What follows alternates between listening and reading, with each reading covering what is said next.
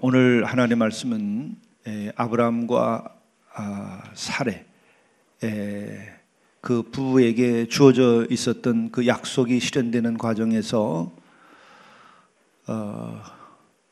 불상사라고 표현할 수 있는 그 불순종의 모습에 관한 말씀인데, 우리는 이것을 통하여서 주님의 약속을 우리가 받았으면 어떻게 그 약속을 실현할 수 있도록 해야 되는가 하는 것에 대해서 굉장히 큰 깨달음을 얻을 수 있는 귀한 말씀입니다.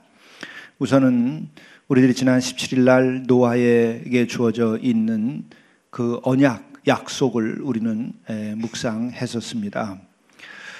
성도들에게는 신앙 고백과 더불어서 약속 있는 삶을 살아야만 되는 것입니다. 여러분 스스로가 어떤 약속을 지금 받고 살아가고 있는가 하는 것을 살피시기 바랍니다. 이 사순절기에는 여러분들 첫 번째로 약속을 여러분들이 찾으셔야 됩니다. 또 둘째로는 약속이 실현될 수 있도록 여러분들이 기도하는 시간이 되셔야 됩니다. 그리고 또한 그 약속이 실현됨으로 여러분들이 주께 영광을 드리기를 간구하는 시간이 되어야 됩니다. 지금이 은혜 받을 만한 때고, 은혜는 내일이 아니라 오늘 받아야 된다고 생각하시고 기도하셔야 됩니다.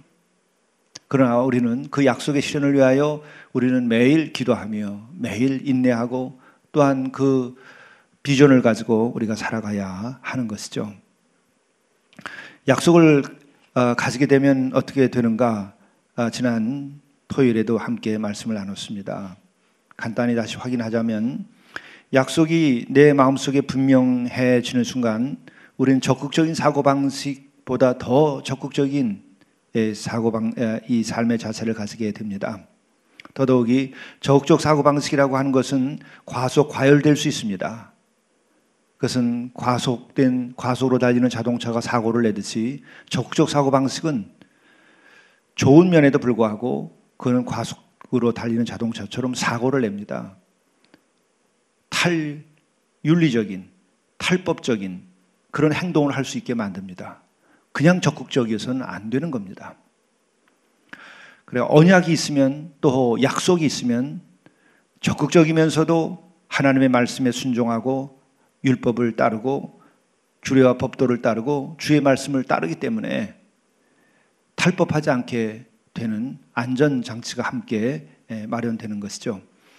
또한 우리에게 언약이 주어졌을 때 우리에게는 그 약속을 믿고 나아갈 때 어떤 일이 벌어지는가? 그것은 사람이 긍정적인 사고를 하게 됩니다. 요즘에 얼마나 많이 긍정적 사고가 필요한가를 얘기하고 있습니다. 그게 심리학적으로 얘기하고 있는 거죠. 그게 맞습니다. 여러분, 긍정적인 사고에 이르러야 돼요. 정말 예수 믿고 여러분들이 회개하면 긍정적으로 바뀝니다. 여러분들이 지금 긍정적으로 바뀌지 않았다고 한다면 아직도 회개를 근본적으로 하지 않았든지, 아니면은 여러분은 회개한 것으로 착각하고 있든지, 아니면은 아직 회개할 것이 남아있든지 하는 거예요.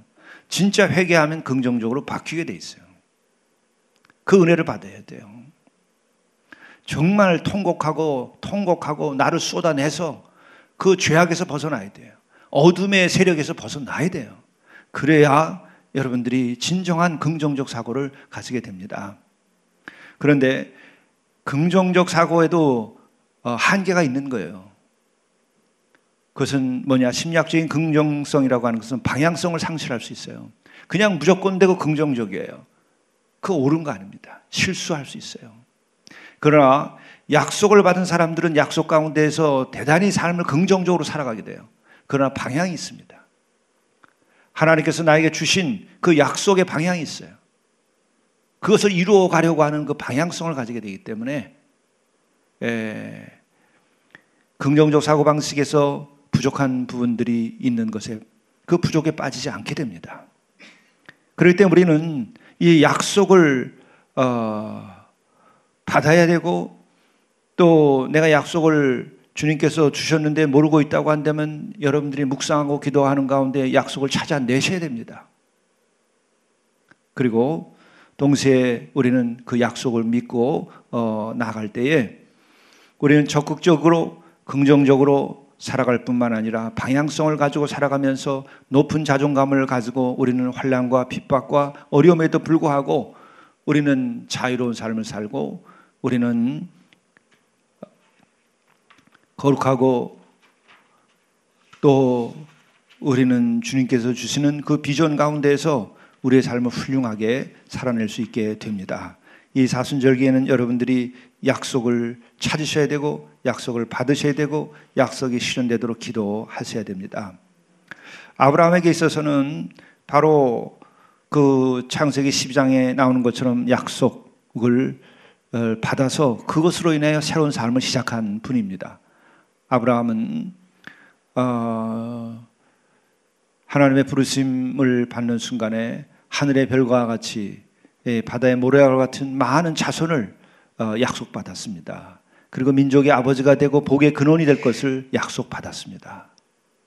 그런데 이것이 사실 복이라고 하지만 이것이 워낙 큰 것이기 때문에 그의 삶의 여정에서는 고난과 그리고 유혹과 여러 가지 핍박도 그는 이겨내야만 했습니다. 우리가 약속이 주어지면은 그냥 감나무 밑에서 입을 벌리면 감이 떨어지는 것 같은 것이 이루어지는 것이 아닙니다. 그 약속을 실현해 나갈 수 있고 또 유지해 나갈 수 있는 연단이 따르는 거예요. 여러분, 많은 축복을 해줘서 그것을 받는다고 그럴 때 여러분 그것을 관리하고 유지할 수 있는 것이 갖춰져야 됩니다. 아무것도 준비되지 않은 사람들이 로또만 당첨돼 가지고 결국에 가서 로또로 망하잖아요. 거기서 흥한 사람 아무도 없어요. 그거는 한국도 그렇고 다른 나라도 다 통계적으로 똑같아요. 감당할 수 있는 능력이 있어야죠. 그래서 우리에게 큰 약속이 주어지면 큰 약속이 주어지는 것만큼 여러분의 인생에 연단이 따라요. 그 연단을 여러분들이 이겨냄으로써 바로 여러분 자신들이 정금같이 되고 여러분들이 강철같이 되고 여러분들이 굳건한 존재가 되는 거예요. 그래야 우리에게 주어진 큰 약속이 감당할 수 있는 것이 됩니다. 그렇지 않으면 결국은 그것으로 어려움을 겪죠. 바로 아브라함도 그와 같은 큰 약속을 받았기 때문에 큰 연단이 있었어요. 그리고 오랜 시간을 기다렸어요. 여러분 작은 약속들은 하루 이틀 사이에서도 이루어질 수 있어요. 그러나 민족의 아버지가 되고 모든 인간들을 구원할 수 있는 그 복의 근원이 되고 하는 과정이 하루아침에 금세 이루어지겠습니까? 우리가 대기만성이라는 말도 있습니다. 커다란 그릇을 만드는데도 오랜 시간이 걸리는 거죠. 그런데 이렇게 큰 약속을 받았다고 한다면 어떻겠는가? 그러니까 여러분들이 정말 나에게 주어진 약속이 어떤 것인지, 우리 집안에 주어진 약속이 무엇인지, 내 가정에 주어진 약속이 무엇인지를 여러분들이 생각해 보시면서 그것에 합당하게 여러분들이 인내하고 기다리는 마음을 가지셔야 돼요. 연단을 이기셔야 돼요. 환난과 핍박이 있을지라도 그것을 이기셔야 돼요. 사실은 그 과정을 통해서 우리는 더 주님을 가까이 만나게 되는 것이고 더 주님을 분명히 알게 되는 것입니다.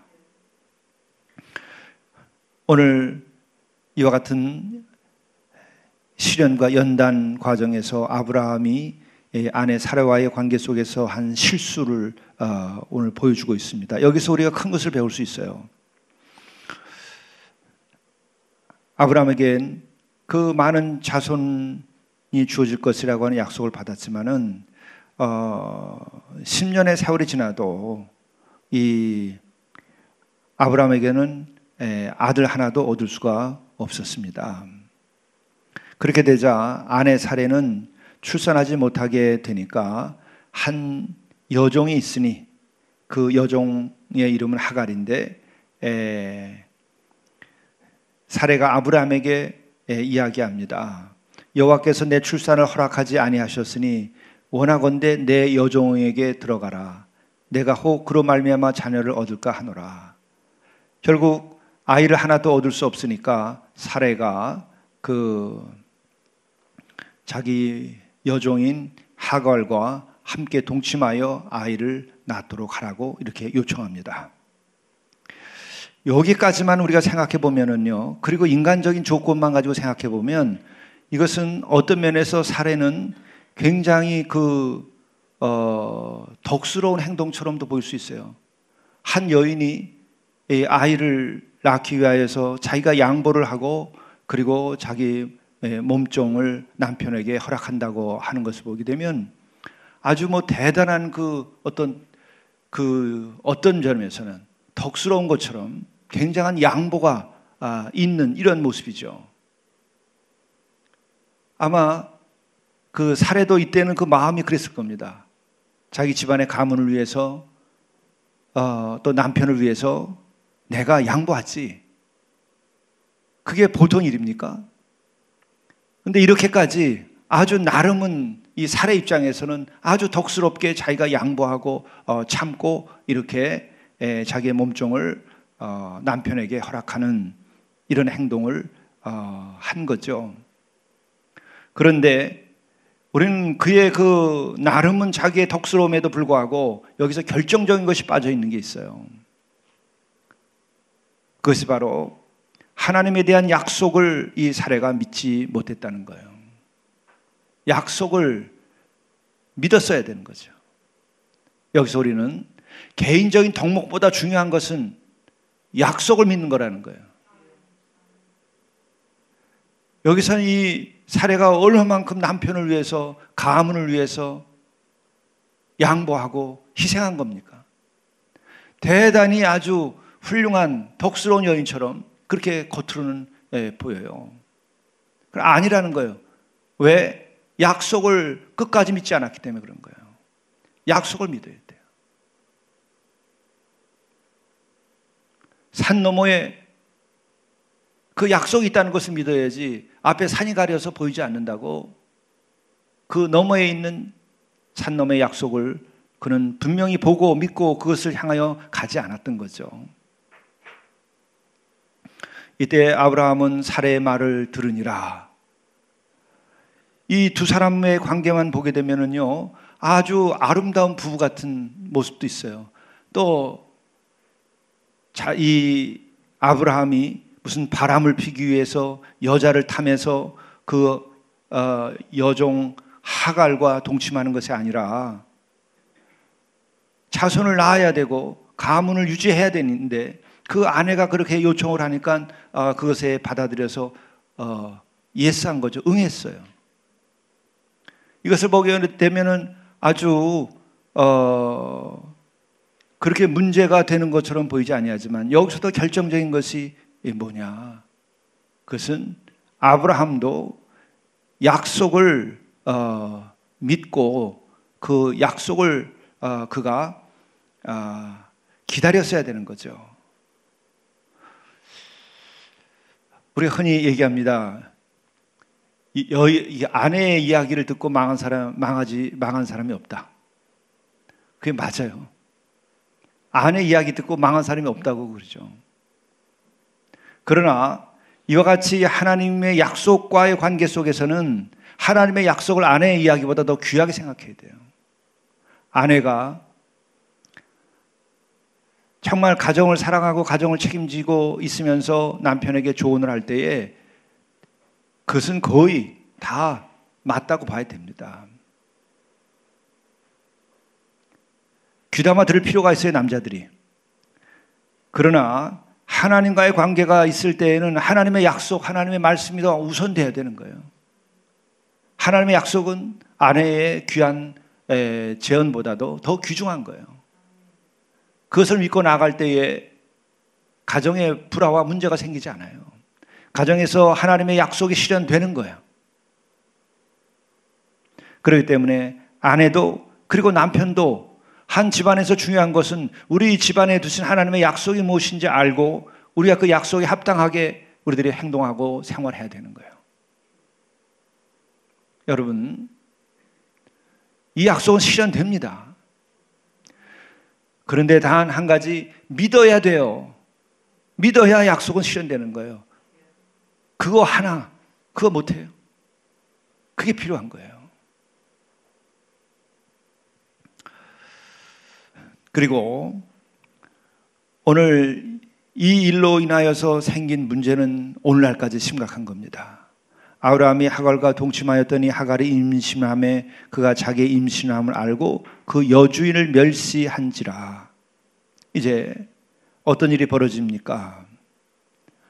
사례는 나름대로 여성으로서 굉장한 양보와 희생을 하면서 덕스러운 행동을 했다고 생각했지만은 그가 하나님의 약속을 믿지 않고 한 그 사적인 그 덕스러움으로 인하여서 그는 결국은 어떤 결과가 주어졌는가? 모욕을 당하는 씨앗을 뿌린 거예요. 그래서 모욕을 당했다고 되어 있어요. 그리고 멸시를 당한 거죠. 그러면서 그는 스스로가 불평합니다. 내가 나의 여종을 당신의 품에 두었거늘 그가 자기의 임신함을 알고 나를 멸시하니 당신과 나 사이에 여호와께서 판단하시기를 원하노라. 이제 자기의 잘못된 판단으로 인하여서 결국에 자기가 불평을 하면서 고통을 겪게 되는 거죠. 여러분, 약속을 믿지 않고 스스로 자기에 근거하여서 우리가 판단하고 행동할 때에 이와 같은 불미스러운 일이 생기고 모욕을 받는 일이 생기고 또한 원치 않는 일이 생기고 불행한 일이 발생하게 되는 거죠. 그렇기 때문에 우리에게 중요한 것은 우리에게는 회개가 일단 필요해요. 그리고 우리들이 주님께로부터 의롭다함을 받아야 돼요. 그리고 의롭다함을 받은 우리들은 그냥 거기서 멈추는 것이 아니고 나에게 두신 하나님의 약속, 그 뜻이 무엇인지를 우리가 발견하고 그것을 여러분들이 발견했다면 여러분 그것을 일생 가슴에 품고 내 삶이 끝난 날까지 천국에 이르기까지 여러분이 믿고 나아가시는 과정에서 반드시 그 약속은 실현됩니다. 여러분들이 믿음의 가문이 되도록 약속하셨습니까? 여러분들이 그 믿음의 가문 가운데에 어떤 분야에서 큰 삶의 열매를 맺을 수 있도록 어떤 방식으로 하나님께 영광을 드릴 수 있도록 약속을 주셨습니까? 그것을 여러분들이 찾아내셔야 돼요. 그 약속을 여러분들이 들으셔야 돼요.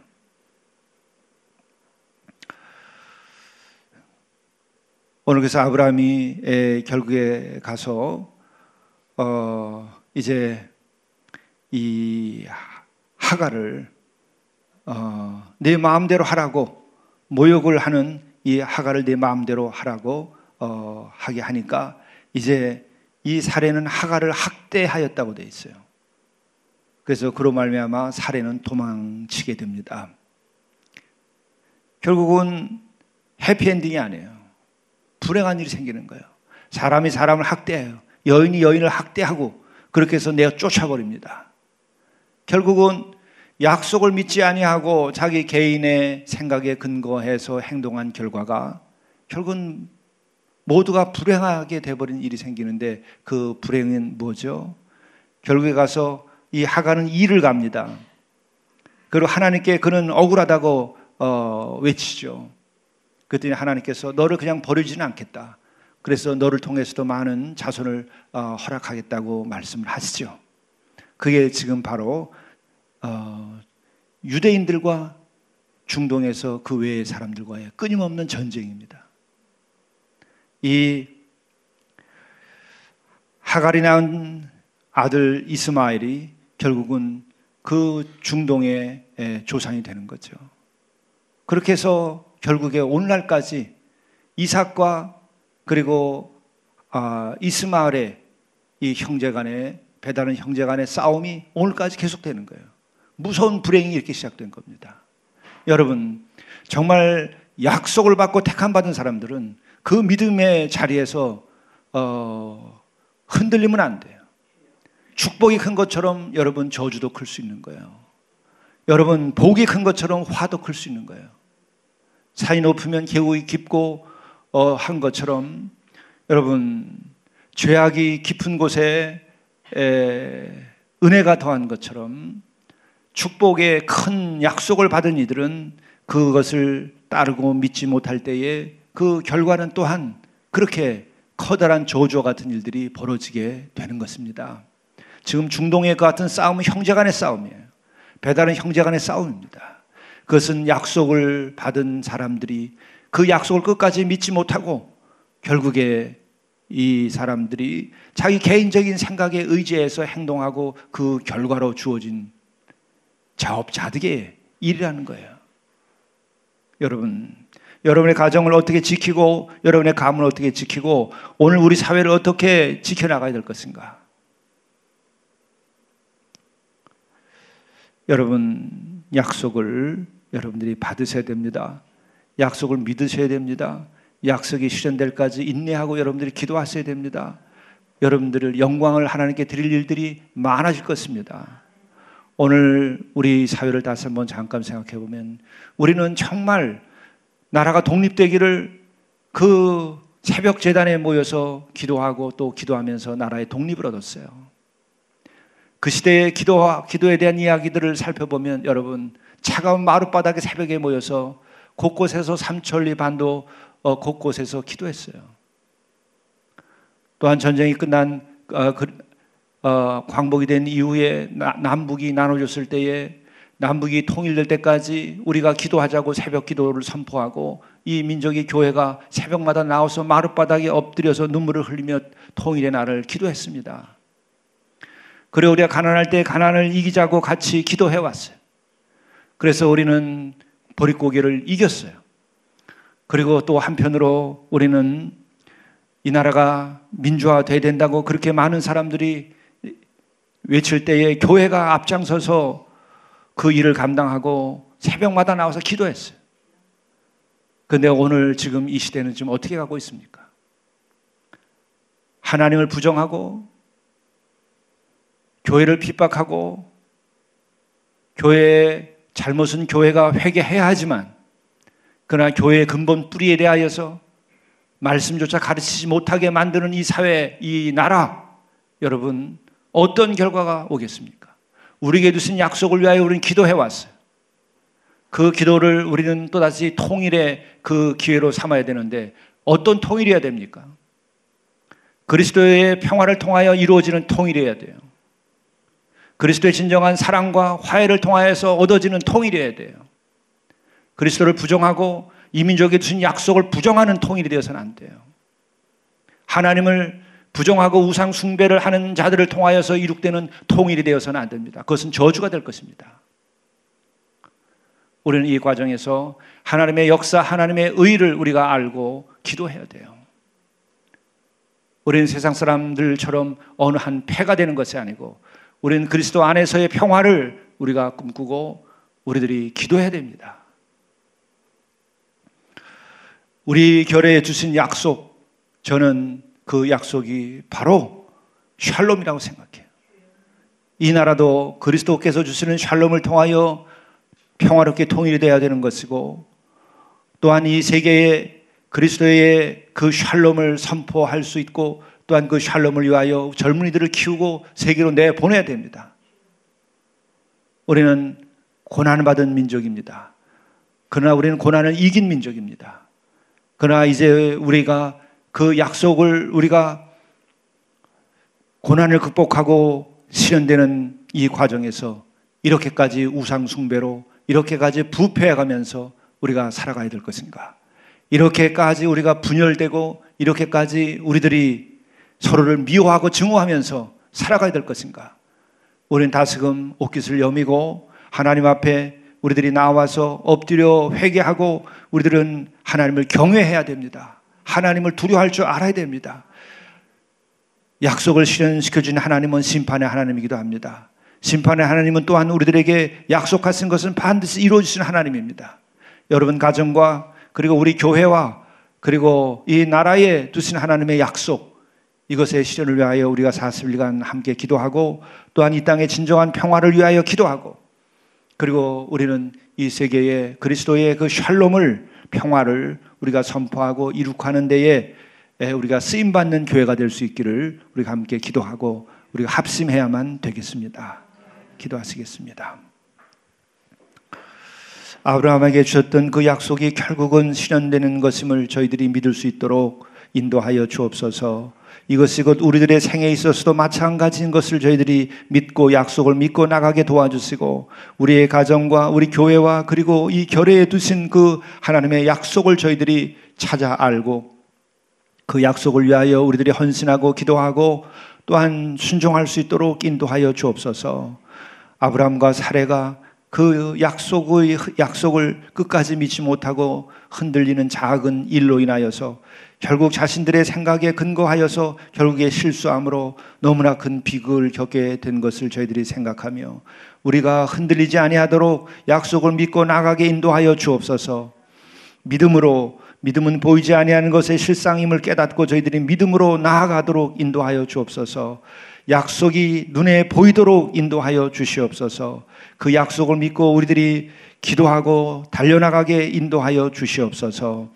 우리가 사레와 아브라함의 이 인간적인 연약함, 우리들이 이것을 보고 우리 자신들도 돌이키게 하시고 우리 자신들 굳건한 믿음으로 나가도록 인도하여 주옵소서.